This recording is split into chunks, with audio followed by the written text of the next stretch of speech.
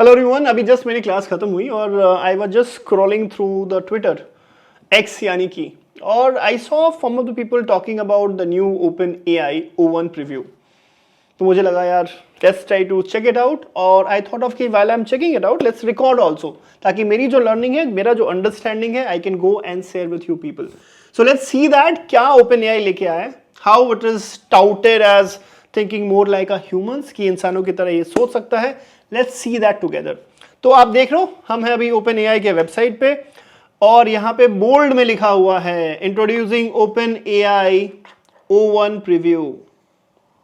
Okay, what is that? A new series of reasoning model for solving hard problems. मैंने एक बार ये preview पूरा पढ़ लिया है, और मैं देख रहा हूं कि हर जगह ना ये हार्ड प्रॉब्लम्स को काफी ज्यादा स्ट्रेस कर रहे हैं। It is available starting 9-12। Let's read through these lines. We have developed a new series of AI models designed to spend more time thinking before they respond. They can reason through complex tasks and solve harder problems than the previous models in science, coding and maths.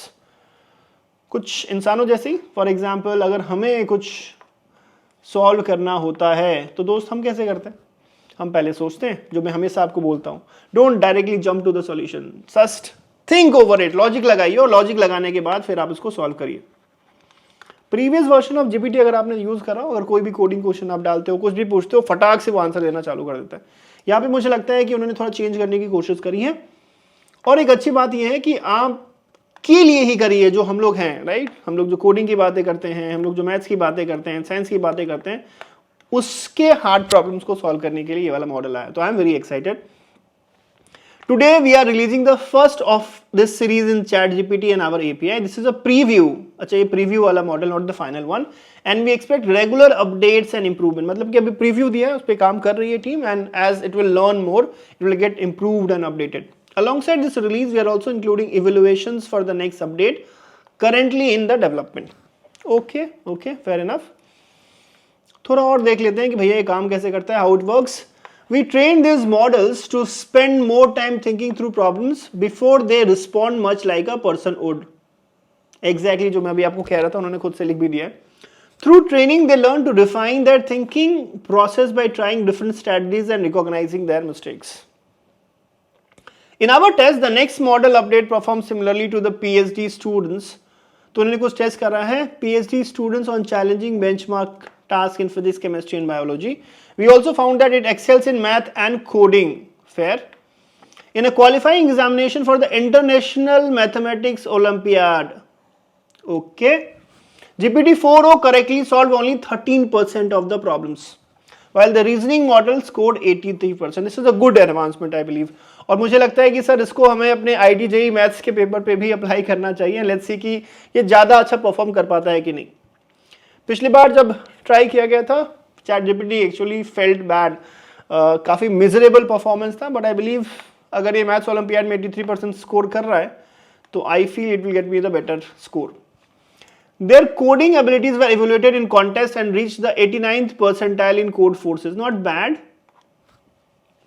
अगर मैं पिछली history देखूं GPT का in solving the coding problem, it has been very bad.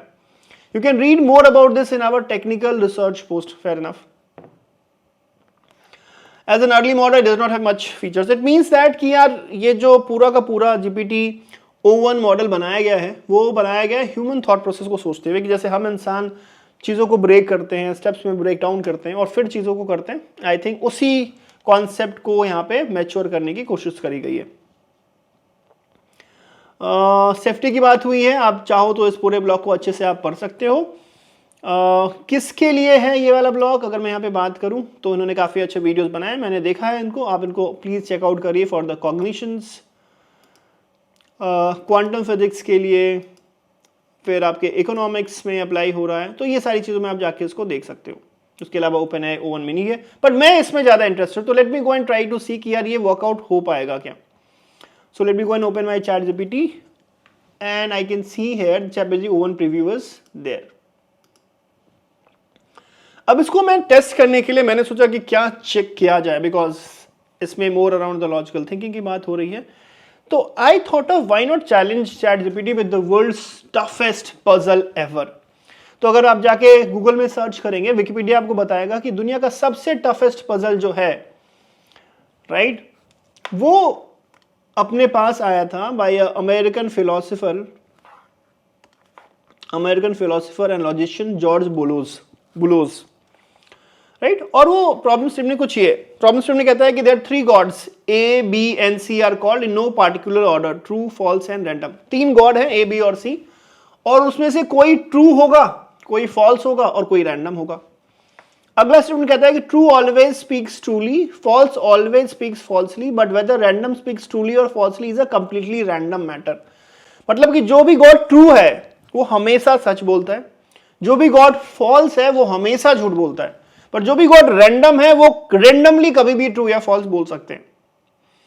आपका काम यह है पता लगाना कि ए बी और सी में से कौन ट्रू है, कौन फॉल्स है और कौन रैंडम है। और इसके लिए आपको दिया जाता है 3 chance, you can only ask 3 yes no questions.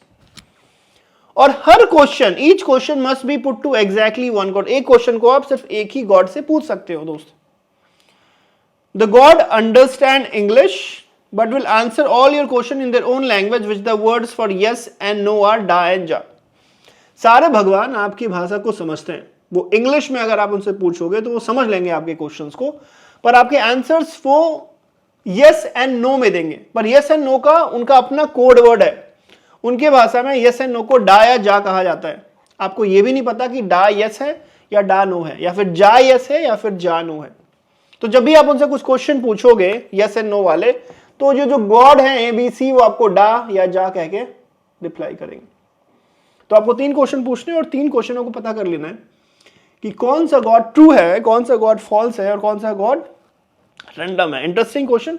मैं चाहता हूं कि पहले जीपीटी आपको आंसर करे, आप खुद से ये ट्राई कर लो, वीडियो को पॉज कर लेना। If you are able to solve it, put the answers in the comments.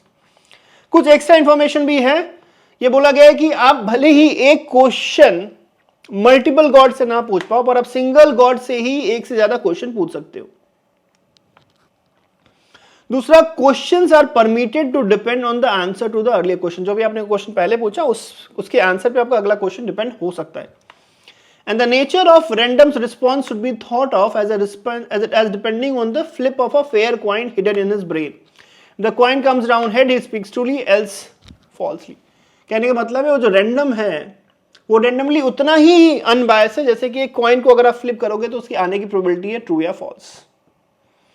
तो ये क्वेश्चन लेके देखते हैं और समझते हैं कि यार जीपीटी को से ये सॉल्व हो पाएगा कि नहीं हो पाएगा। कॉपी कर लेते हैं इसको and let's try to see if the GPT is able to solve it. इसको हमने कॉपी कर लिया है और जीपीटी को जाके दे देते हैं। ये एक्स्ट्रा स्टेटमेंट है वो भी दे देते हैं और देखते हैं कि भैया क्या करता है। Let's try to run this.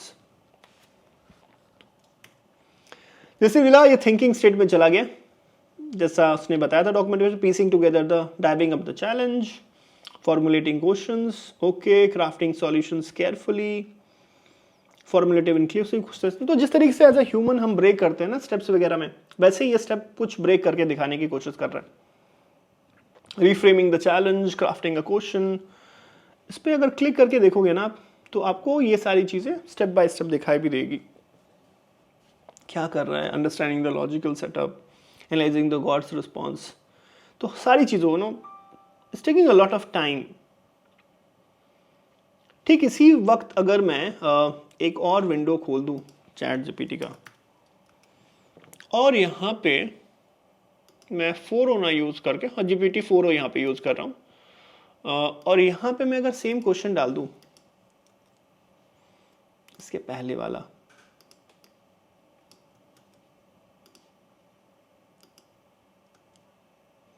और फिर कंपेयर करके देखते हैं,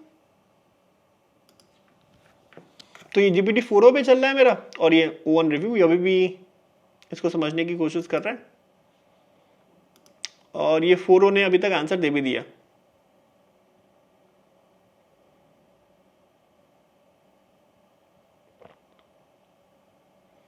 एनालाइज करके देखेंगे दोनों। आप अगर देख रहे हो यहाँ पे डिफरेंस, तो 85 सेकेंड्स इट हैज थॉट, ठीक है, दोनों के आंसर को एनालाइज करने की कोशिश करते हैं. To solve this puzzle we determine which god is which by asking 3 yes no questions. Okay, despite not knowing which word da and ja means yes or no and dealing with the randomness of one of the god, here's a step by step solution. कह रहे पहला step जो मैं यहाँ पे use करूंगा is to identify a non random god. ठीक है, तो कौन सा गॉड नॉन रैंडम है वो आइडेंटिफाई करते हैं. तो ये कह रहा है does da means yes if and only if you are not random. Does da means yes if and only if you are not random. Now if you see here इस वाले चीज को कैसे एक्सप्लेन कर रहे हैं. तो मान लो अगर God A is random, case one अगर गॉड अगर रैंडम निकला, the answer doesn't provide reliable information इस वाले केस में. The god A is not random, either true or false. The logical structure of the question ensures that answer da indicates god A is not random. Suppose the answer is da, therefore the god A is not random. Fair enough, makes sense. Second question, determine if the god A is true or false. फिर आपने उनसे ये question पूछ लिया, does da means yes if and only if you are true. Interpretation आप यहाँ पे समझने की कोशिश कर रहे हो. अब देखिए सर, मेरा यहाँ पे पूरा जो whole idea is to just try to go and compare किस तरीके से ये कर रहा है. तो इसके समरी में कह रहा है does da means yes if and only if you are not random. Answer da, God A is not random. To God A does da means yes if and only if you are true. Answer ja, God A is false. To God A would you say da in the response to the question God B random. God C is true. So आपने सारे question God ए से ही पूछ लिए, ठीक है ना. और ये पूरा को एनालाइज करने में अगर आप देखोगे कितना टाइम लग रहा है, ठीक है ना, good amount of time, close to around 85 seconds. Whereas अगर मैं यहाँ पे चैट जीपीटी 4o की बात करूं तो इनका फाइनली क्या है, स्टेप ए से वो पूछ रहे हैं if I were you to ask you the is god B is random, would you say ja? So here I saw that the solution has come up very fast. However, the solution is slightly different.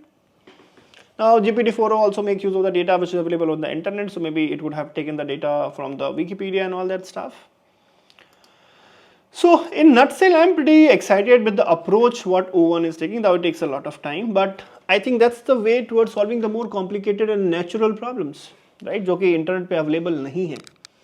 अभी भी preview model में मैं काफ़ी excited हूँ. अभी जाके थोड़ा experiment करिए, कुछ प्रॉब्लम्स पूछिए, कुछ मैथ्स के प्रॉब्लम्स पूछिए, कुछ एडवांस प्रॉब्लम्स पूछिए, and see that how does it work out. Let me know in the comments, do you really like this video. Thank you.